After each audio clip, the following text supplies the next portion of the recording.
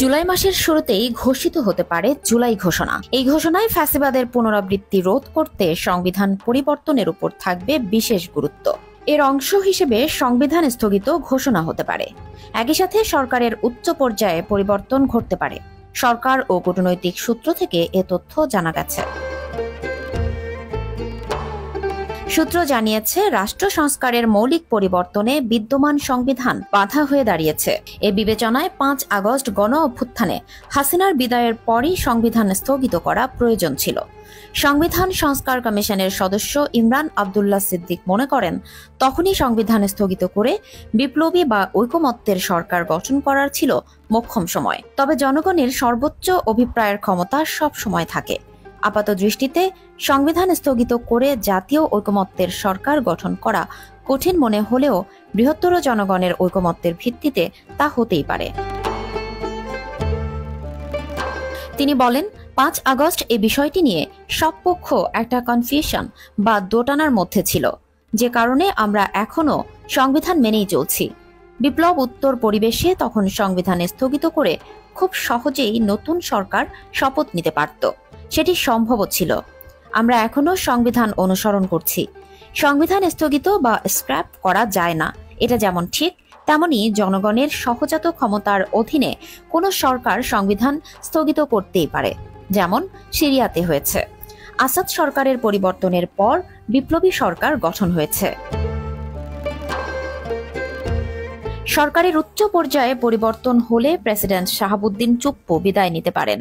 ২০২৪-এর ৫ August ছাত্র জনতার অভ্যুত্থানের পর সাংবিধানিক ধারাবাহিকতার স্বার্থে তাকে প্রেসিডেন্ট পদে রেখে দেয়া হয়।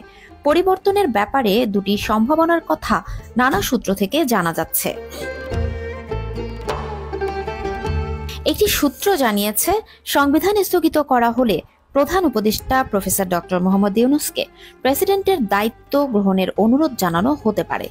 সেক্ষেত্রে নতুন সরকারের প্রধান উপদেষ্টা হতে পারেন বিএনপির ভারপ্রাপ্ত চেয়ারপারসন তারেক রহমান।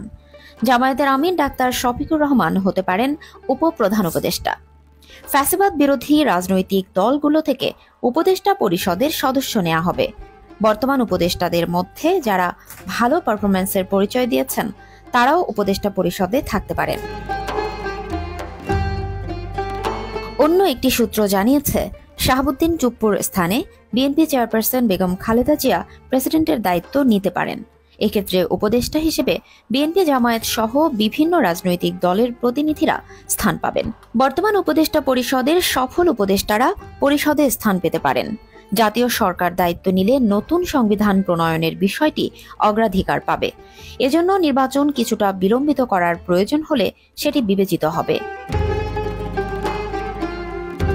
ফ্যাসিবাদী রাজনৈতিক শক্তি দেশে বড় ধরনের নাশকতা ও অস্থিরতা ঘটানোর ষড়যন্ত্রের গোয়েন্দা তথ্য বিবেচনা করে সংবিধান স্থগিত ও জাতীয় সরকার গঠনের বিষয় বিবেচনা করা হচ্ছে বলে জানা গেছে।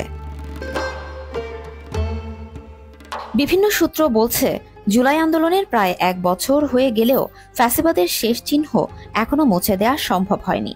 সংস্কার নিয়ে কাঙ্ক্ষিত অগ্রগতি আসেনি। জুলাই সনদের ব্যাপারে ঐকমত্য এখনো দেখা যায়নি। জুলাই সনদ ঘোষণা করা যাবে কিনা তা নিয়ে রাজনৈতিক অঙ্গনেই সন্দেহ রয়েছে।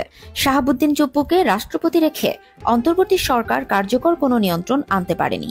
ফ্যাসিবাদের আমলাতান্ত্রিক কাঠামোর ওপর এখনো সরকারকে নির্ভরশীল হয়ে থাকতে হচ্ছে। সচিবালয় থেকে শুরু করে এনবিআর সংস্কার আন্দোলনের এসব বিষয় স্পষ্ট হয়ে উঠেছে।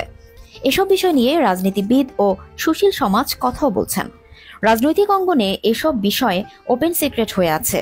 এ কারণেই ৭২-এর সংবিধান স্থগিত করার কোনো বিকল্প নেই বলে রাজনৈতিক ঐকমত্য রয়েছে। জুলাই বিপ্লবের অসমাপ্ত কাজ সম্পূর্ণ করতে সংবিধান স্থগিত করে জাতীয় ঐকমত্যের সরকার নতুন করে তার দায়িত্ব শুরু করতে পারে। তাহলে নির্বাচনের পর নির্বাচিত সংসদ সদস্যরা শপথ নিতে পারবেন নতুন রাষ্ট্রপতির হাতে, যার গ্রহণযোগ্যতা আছে বাংলাদেশের সবার কাছে। আপসহীন নেত্রী বেগম খালেদা জিয়া এবং অন্তর্বর্তী সরকার প্রধান ডক্টর মোহাম্মদ ইউনূস এমন দুজন ব্যক্তি।